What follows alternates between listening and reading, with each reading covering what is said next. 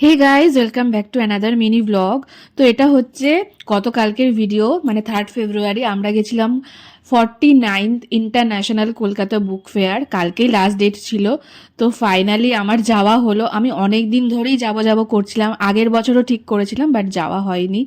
তো এই বছর সেটা পূরণ হলো আমার সেই ইচ্ছাটা। আর ঢুকেই আমরা তো চা খেলাম একটা স্টল থেকে, কারণ আমার প্রচণ্ড মাথা যন্ত্রণা করছিল। এরপর আমরা 5 নম্বর গেট দিয়ে ঢুকলাম, আর তারপরে ঢোকার পরেই প্রথম এই বুক স্টলটাতে এলাম। এটা অ্যাকচুয়ালি আমার বড় মামির। তো উনি এখানে প্রত্যেক বছরই আসেন আর এখানে সার্ভিস দেন। তো সেখান থেকে কিছু জিনিসও নিলাম।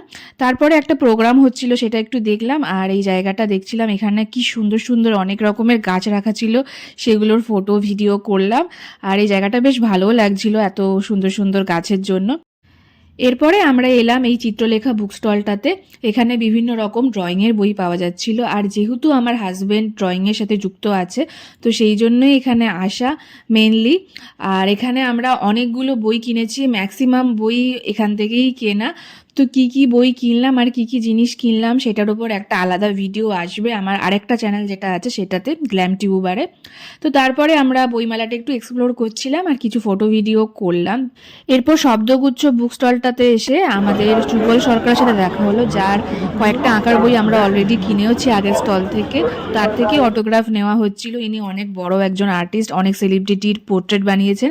আর তারপরে দেখা হলো জ্যোতিষ্ক বিশ্বাসের সাথে। তিনিও একজন মানে কি বলবো, অ্যাডভেঞ্চার লাভার। তিনি রিসেন্টলি একটা বই লিখেছেন, তো সেটাও কিনলাম। আর তার থেকে অটোগ্রাফ নেওয়ার পরে আমরা চলে এলাম পেট পুজো করতে। আর এখানে তো অনেক দোকান ছিল, আমরা ফিশ ফ্রাই খেলাম, তারপরে চা খেলাম, স্যান্ডউইচ খেলাম। দেন চলে এলাম এই ব্যাগের দোকানটায় ব্যাগ দেখতে। আমি একটা ব্যাগ কিনেওছি, সেটাও আমি শেয়ার করব কি ব্যাগ কিনলাম। আর ওখানে 50 টাকা করে ভালো ভালো ব্যাগ পাওয়া যাচ্ছিল। এরপরে আমরা আরও অনেকগুলো বুক স্টল এক্সপ্লোর করলাম, যেমন দেশ পাবলিশিং, আনন্দ পাবলিশার। সেখান থেকে কিছু বই কিনেওছি। আমার অনেক দিনের ইচ্ছা ছিল ভালো ভালো গল্পের বই কেনার, আর সেটা কলকাতা বইমেলা থেকে কিনতে পেরে ভীষণ ভালো লাগলো।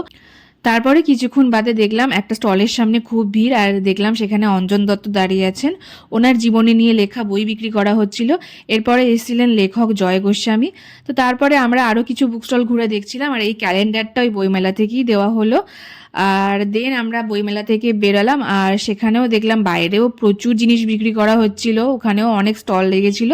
তো আমার প্রথম বইমেলার অভিজ্ঞতা তো ভীষণ ভালো, আমি তো ভীষণ ভীষণ হ্যাপি, অনেক কিছু কিনেছি। এরপর ফেরার পথে আমরা একটু চা স্ন্যাক্স খেয়ে নিলাম। Then that's it for today. Stay tune for next video. Tata.